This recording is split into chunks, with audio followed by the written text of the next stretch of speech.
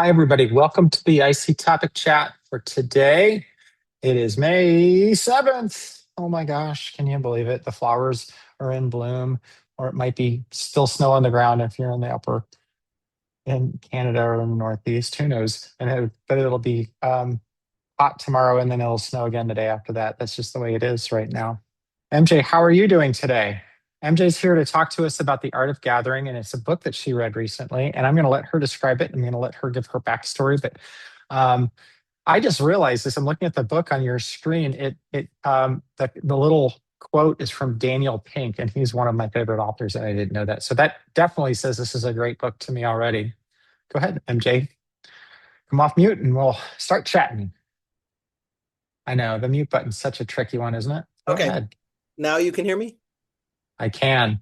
Okay, well, I'm MJ Pattison, and I have a very small solopreneur operation in Chatham, Massachusetts.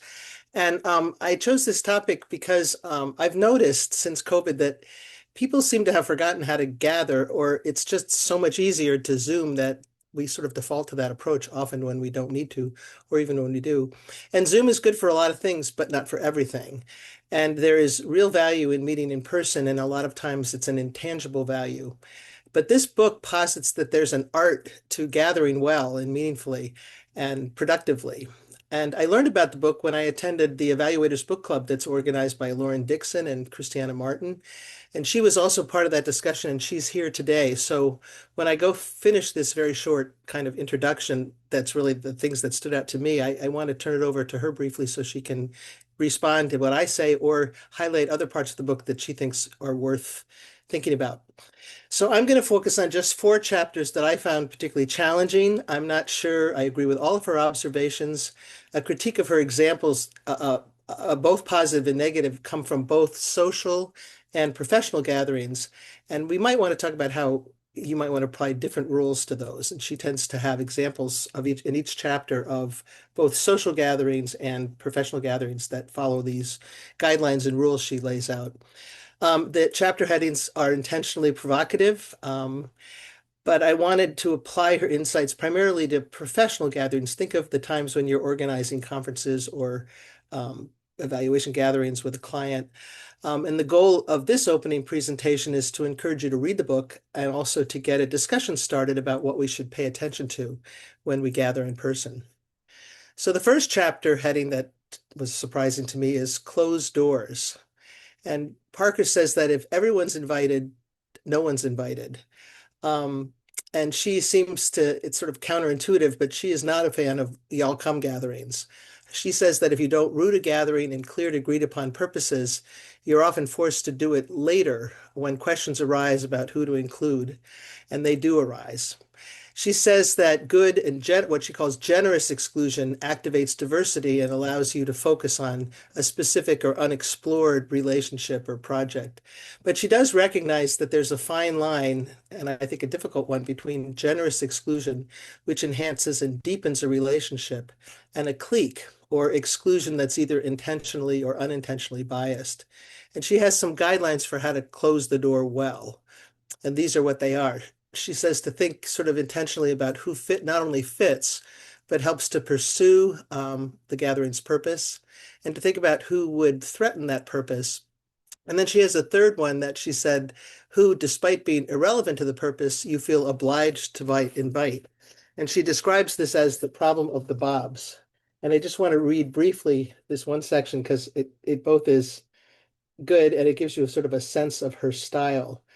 She says, it's the third question where the purpose begins to be tested. Someone threatens a gathering's purpose, you can see why to keep them out. But what's wrong with someone who is irrelevant to the purpose? What's wrong with inviting Bob? Every gathering has its Bobs. Bob in marketing, Bob, your friend's girlfriend's brother, Bob, your visiting aunt. Bob is perfectly pleasant and doesn't actively sabotage your gathering. Most Bobs are grateful to be included. They sometimes bring extra effort or an extra bottle of wine. You've probably been a Bob. I certainly have. And her point is that when you have a very intentional, when you know what the purpose of your meeting is, the people that are just irrelevant can draw attention away from that. They can be a kind of a distraction. And so she encourages you to sort of think about, and the other thing she says, if you have a group planning a meeting, everybody has Bobs. So there are a number of people who might be irrelevant to the gathering, but that people feel obligated to invite. She also suggests what would help is some magic numbers. So she suggests that 6 to 8 people is conducive to intimacy and high levels of sharing. She says 12 to 15 is small enough to build trust, small enough to have a single moderator, but often large enough for a diversity of opinion and a degree of mystery, she says. And she points out that Jesus had 12 disciples and King Arthur had Knights of the Round Table, and the presidential cabinet is 15 people and the vice president. She says 30 begins to feel like a party, even if it isn't one, but there's a buzz and a sense of possibility. And for a conference, she says that between 100 and 200 allows for breakout groups, the possibility of building relationships, and it's still possible at that point, 150, before it becomes basically an audience, larger than 150, 200, and you begin to have an audience primarily, somebody that have come to hear a speaker, which is a different kind of a gathering. Okay, her second point is, second chapter head is don't be a chill host.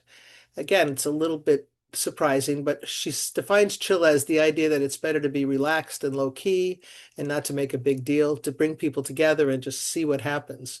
But she says the fallacy in chill hosting is that you're leaving your guests alone, and that the fallacy behind chill hosting is that leaving your guests alone means that they'll be left alone. In fact, they are left to one another, and pulling back from the role of hosting leaves a vacuum for others to fill. As a host or convener, she says you need to make peace with the fact that you have a certain amount of power and you should use it. And she again has a couple of guidelines to suggest, and one of them I found really interesting because she suggests, for example, you equalize your guest, and she suggests things like seating charts and structured question and answer and sharing. But the one that I thought was really interesting is that the name tag. I've been to a lot of gatherings where after my name, my credentials are listed. And she says most gatherings benefit from guests leaving their titles and degrees at the door.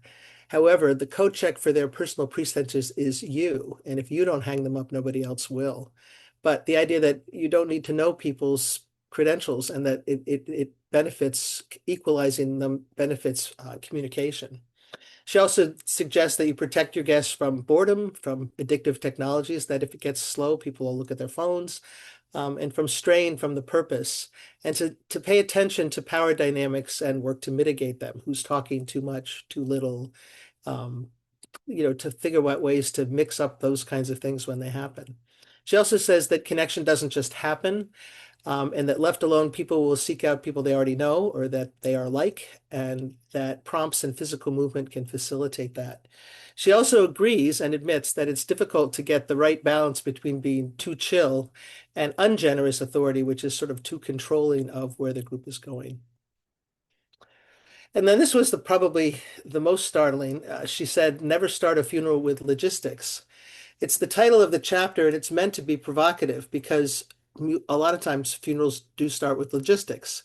And Parker describes a time when she attended a funeral of a beloved colleague, and the minister started the service by telling people about parking and where the reception would be held.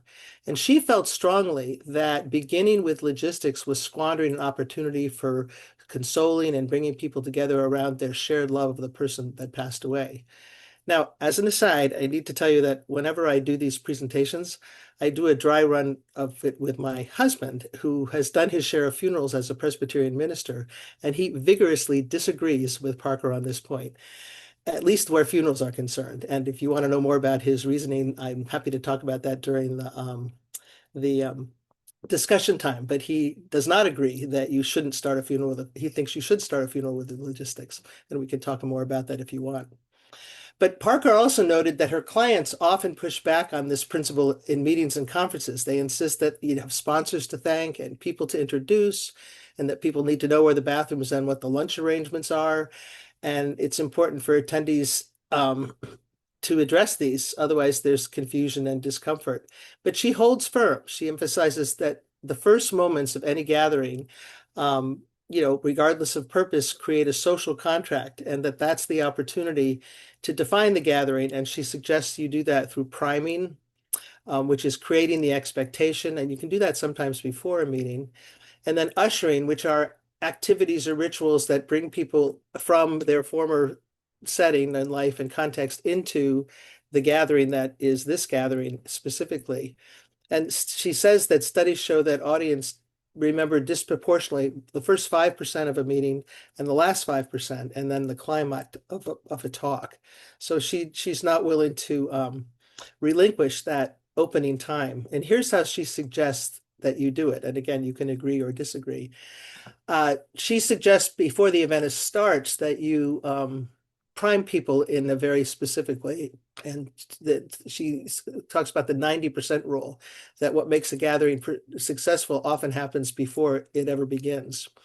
And then she also suggests something, the cold open, and she uses the analogy of a TV show where the show starts before the opening credits. So like Saturday Night Live has their first skit before they ever tell you it's Saturday Night Live. And she also uses Moby Dick's opening line, "Call me Ishmael," as an example of a cold open. You start the story before anybody knows anything about what's coming next to kind of pique their interest. It's challenging to do it well. It's an interesting idea. I'd be interested to know more what you think about it. She also talks about, instead of just thanking your guests or acknowledging your guests, to find ways to honor and awe, guests and participants. And she points out that oftentimes hotel lobbies are designed for people to feel like special when they walk into them, that the design of the room and the way you set things up can often communicate that. She says, like, fresh flowers in a hotel lobby is good. She also had a really interesting story about setting the table for a casual friend and how the friend felt honored because there had been sort of, obviously somebody had fussed, had made a point. And then she also talks about ushering, which is the idea that you intentionally fuse your guests and participants.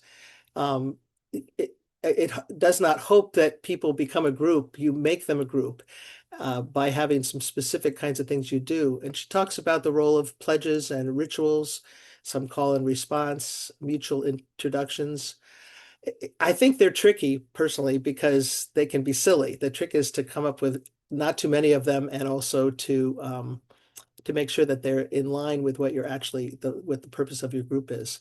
And she does say logistics are important and necessary. She just doesn't think you should lead with them, that you should find another way to make sure people know about the logistics of a meeting.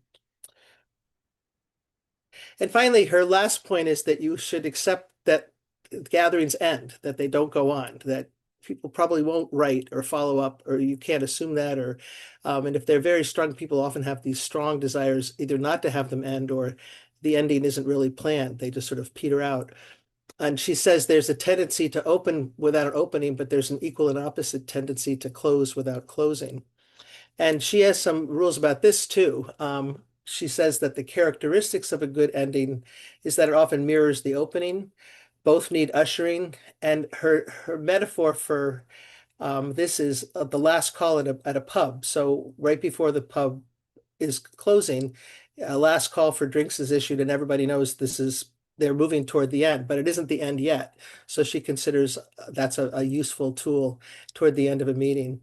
And then she describes two distinct phases of ending a gathering. One is to look inward and make meaning, and the second is to turn outward and connect one last time. And then there's the need to re-enter. And she has the metaphor there is at a children's birthday party, people get goodie bags at the end of the meeting, at the end of the birthday party, to take away with them, to remind them of what a nice time they had, and to have something to carry forward into their world and make the transition. I thought that was kind of a fun example. And so what I'm going to do to end this presentation is I'm going to try to apply her good ending rules. And so here we go. The last call is, I want to just reintroduce you to Priya Parker, and give you a little bit of a sense of her background and her skills.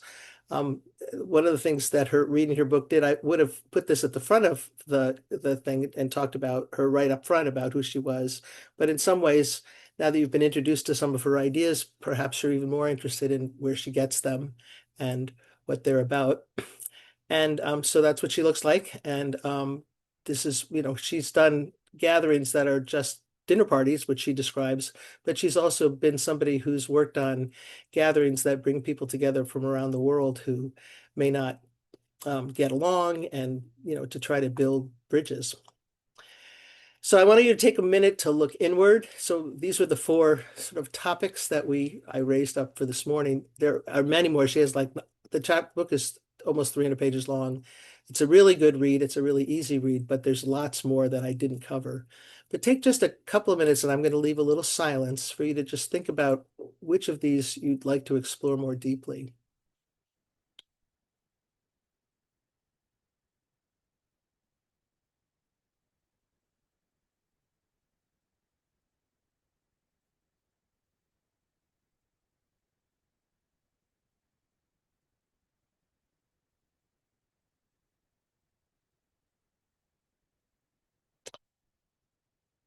And so in looking outward, um, these are the discussion questions that I think we can focus on, although you're not limited to these, but these are the things that I think would be worthwhile for us to talk about as a group. Think about a time when closing a door created a room for a meaningful and productive gathering, and an example where too many people muddled the purpose. Can you give an example of a good beginning or ending for someplace that you either led and it worked well, or that you experienced? And did you disagree with her at any point, like my husband did strongly about the funeral? And if so, why? And can you offer insights about your own gatherings? So in a few minutes, we will look outward and discuss these questions. And then finally, here's your goodie bag. While I was getting ready for this, I read the New York Times because I'm from the East Coast. Some of you probably don't, but there's a really good op-ed columnist named Ezra Klein, and I think he has a national podcast. And he actually interviewed Priya Parker on February 3rd, and it's a very good interview. It's really worth hearing. So I recommend that you find that podcast and listen to it if you'd like to. You get a nice sense of her personality, and Ezra Klein's a really good interviewer, so I recommend that. And I leave you with this quote. In gatherings, people think it's all about the we. Group life is actually about the dance between the we and the I. If you have too much we, it's a cult. If you have too much I, it's a federation. So part of group life is the tools we have to make sure we have enough voice as an individual, and then also the tools to choose to give up some amount of freedom to be part of something greater than ourselves. Thank you. And I will stop sharing. And I'd like to start and see what thoughts this prompted in Christiana, and have her sort of begin the discussion if she's willing. Christiana, before we get started, did you want me to keep the recording going or would you like me to pause? I'm okay with recording. Okay, go right ahead then. Okay, so this was great, MJ. Thank you so much for this presentation, and citing that we had this discussion a while ago at the Evolve Book Club. It's currently inactive, but it's a nice group.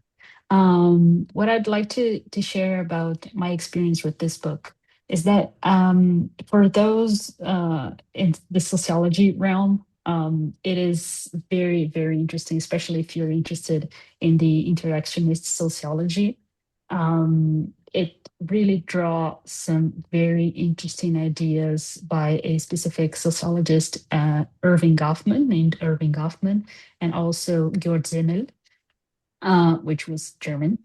And it really plays with the idea of the dance between the I and the we all the time. That for me is very, very interesting, because when we are conducting evaluation processes, the meetings, the data gathering, data collection, the data analysis, the sense making sessions, facilitating those sessions, it's all about the quality of the interactions. So the quality interaction, it's also based on the quality of how we plan those interactions, how we plan those gatherings. And one thing that particularly resonated for me was about the idea that the gathering starts at the invitation. So how many times we didn't just send off an email that wasn't that very well crafted or very well thought about, just mentioning the the sense making session, just the regular invite from Zoom or Teams or whatever.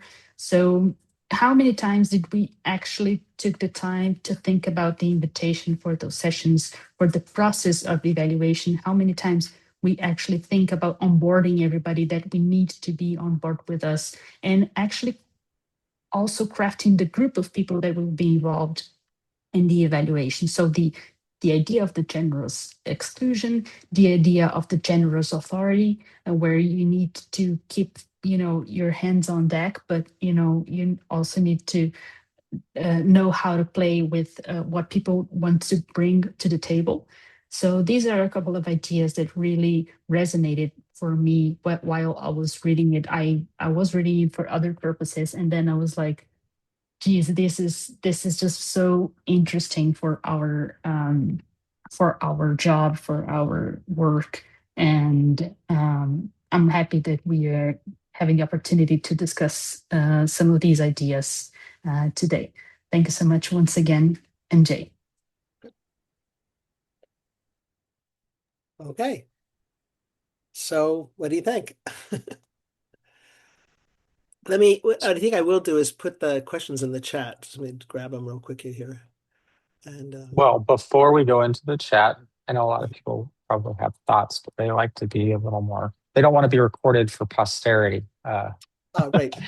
Leave that to you and I to be that somebody, there's an AI bot out there copying our voice intonations or something so that they can replicate us. Who knows? Anyway, the long and the short of it is, I want to thank you for your time and say, everybody can give their applause, but we're going to stick around and chat if you're here live. But I want to say goodbye to all of our folks out in YouTube land.